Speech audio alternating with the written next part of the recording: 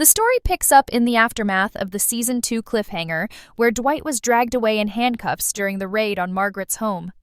For weeks, fans have wondered what happened next. Now the truth is revealed. Dwight's first moments in custody are spent face-to-face with Special Agent Muso, a man who carries himself with quiet menace. Muso isn't interested in justice. He's interested in control. He doesn't accuse Dwight of petty crimes or demand testimony. Instead, he goes straight for the jugular, Ripple. Ripple wasn't just another body Dwight left behind. He was Muso's informant, the one man Muso believed could bring down the Inani family. To Muso, Dwight didn't just kill a snitch, he killed Muso's chance at a career-defining victory. And now, with every word, Muso makes it clear, Dwight belongs to him. The FBI's grip is suffocating. Muso doesn't need bars or chains to keep Dwight in line. He dangles the people Dwight cares about most, like bait on a hook. Margaret, safe for now, but only because Muso allows it. Tyson, Bod, Mitch, Grace, all ordinary people drawn into Dwight's orbit, now pawns Muso can use whenever he wants. The threat isn't loud or theatrical, but it's terrifying in its simplicity. Obey, or watch your friends and family rot in prison cells.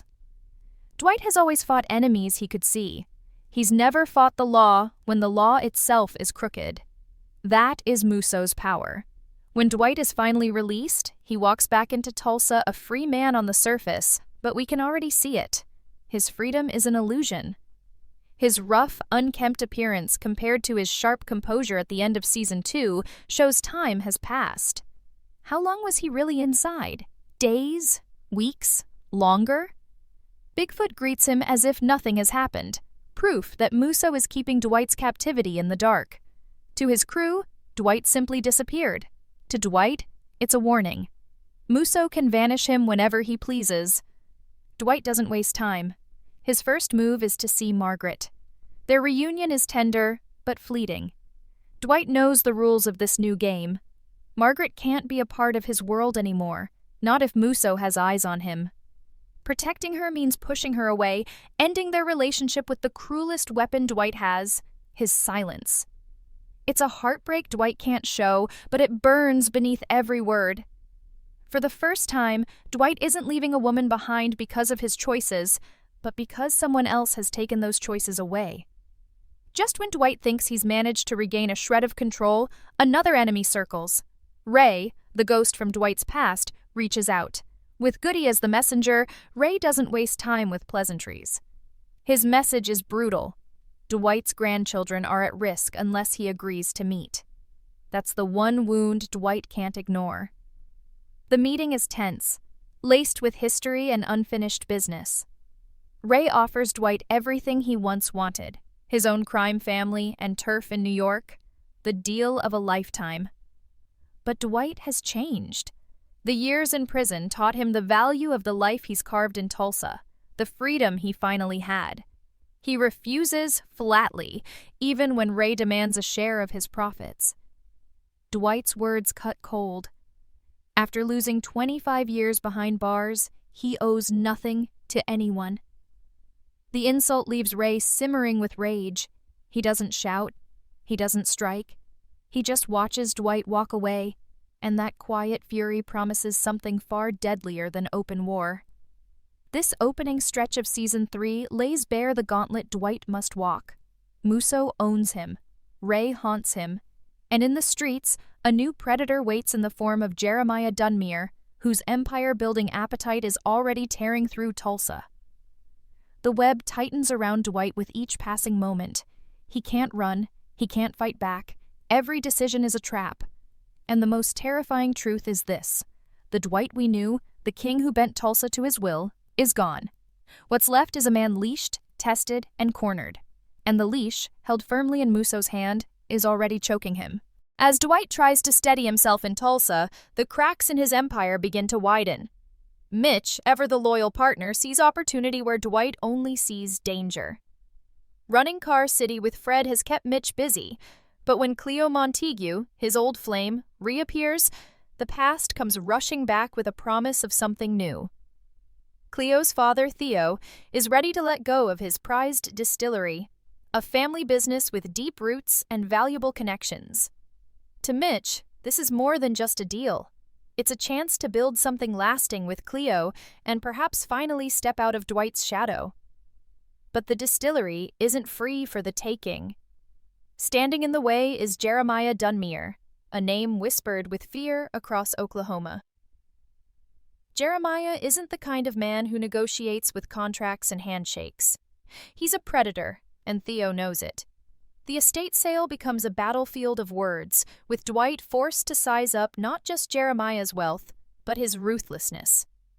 Cole, Jeremiah's son, hovers in the background like a shadow, watching every move, recording every weakness. The intimidation is subtle but suffocating, and Theo's fear is clear. His family's legacy is slipping into the grip of a man he cannot defy. Dwight senses the tension but also sees the trap. Muso's leash keeps him from moving too boldly, yet Mitch's enthusiasm pushes him toward a fight that could ignite another war. Dwight promises to consider the deal, but even that hint of interest paints a target on his back. Jeremiah doesn't need contracts. He uses fear as currency, and Theo is already paying in silence. The game has changed, and Dwight knows it.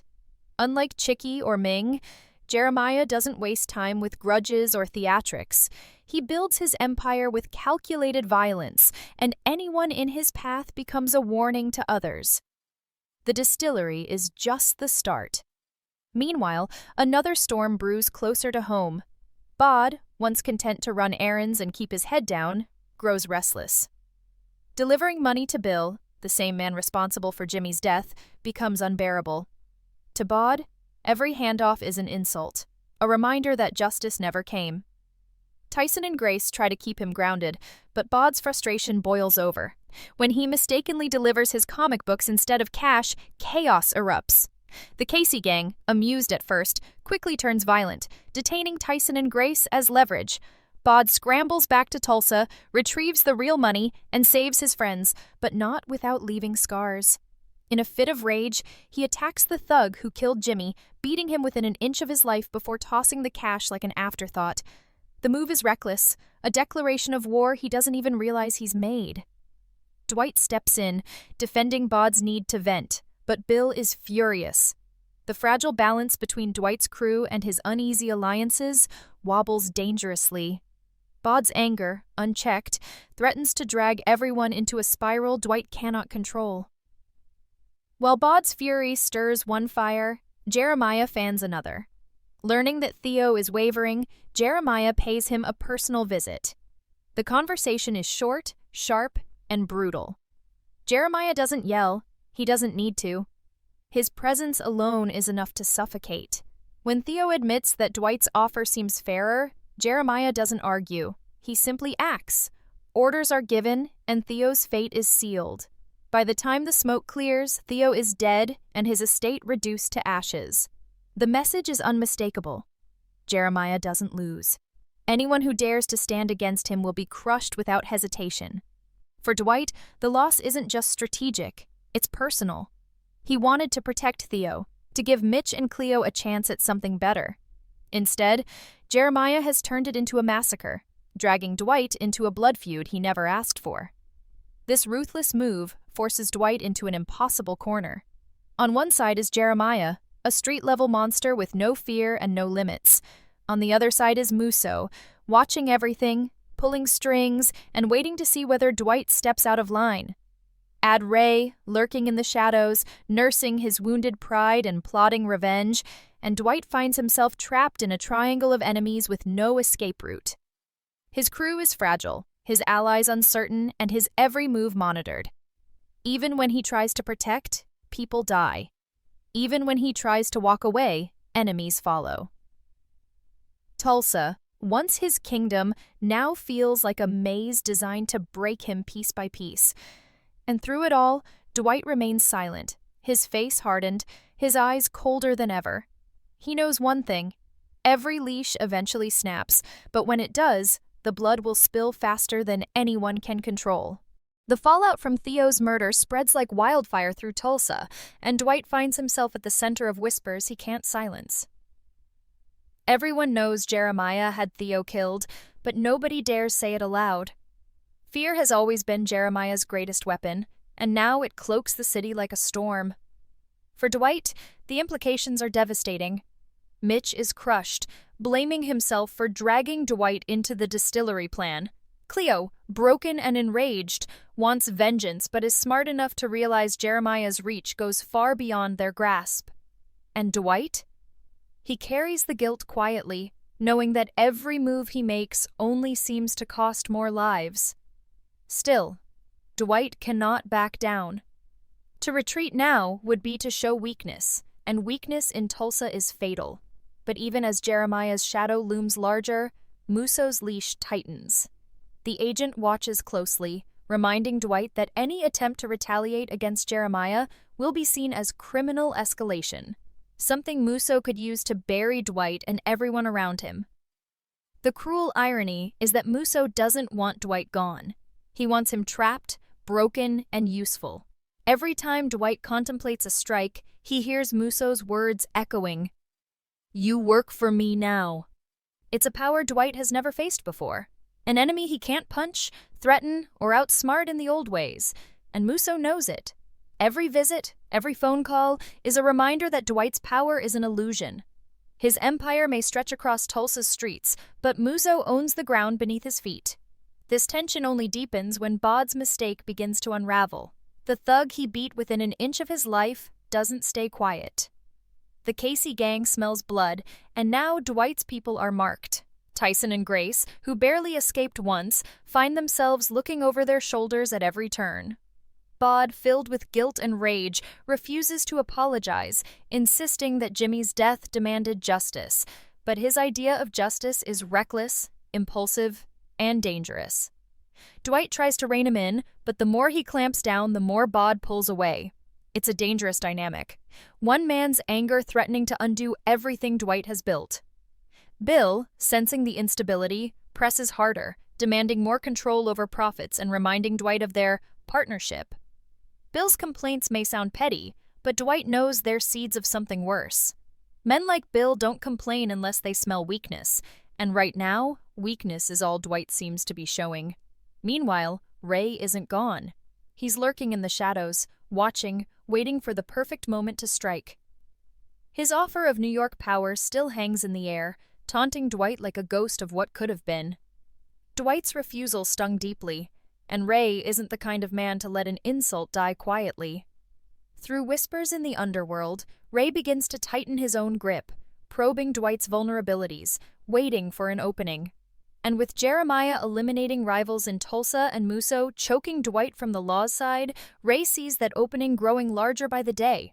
If Dwight can't keep his house in order, Ray will be there to tear down whatever's left.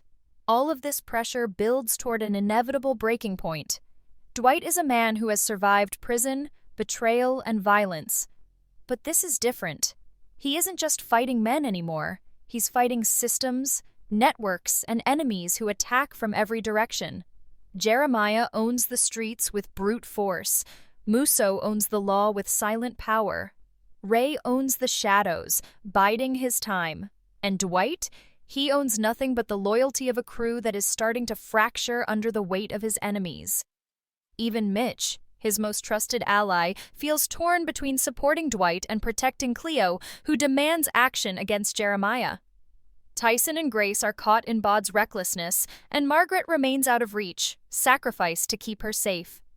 Dwight's world is shrinking, piece by piece, until it feels like he's back in a cell. Only this time, the walls aren't concrete.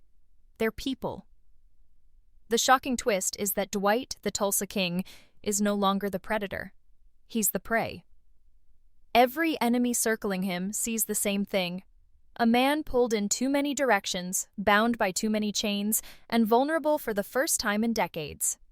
And while Dwight has always prided himself on being a survivor, survival alone won't save him this time. He will have to decide who to fight, who to sacrifice, and ultimately who he is willing to become when every option ends in blood. Because one truth is already clear. The leash Muso holds will only break in one of two ways, Dwight's death or Muso's. And the streets of Tulsa are about to drown in blood before that choice is made. The tension in Tulsa doesn't just simmer, it erupts, spilling into every corner of Dwight's fragile empire. Jeremiah's ruthless execution of Theo has rattled the city to its core, leaving a vacuum where respect and order once stood. People who once trusted Dwight now hesitate, whispering that maybe the king has lost his crown. After all, if Dwight can't protect someone like Theo, what chance does anyone else have? Mitch feels the sting of those whispers more than most. He hides his grief behind his usual calm, but Cleo sees through it. She wants blood, and she wants it now. Dwight tries to stall her, promising that revenge against Jeremiah must be calculated, not reckless, but Cleo doesn't want calculations. She wants justice. For the first time, Dwight sees cracks in Mitch's loyalty. The man who once followed without question now wavers between Dwight's logic and Cleo's rage. That uncertainty, more than Jeremiah's violence, unsettles Dwight.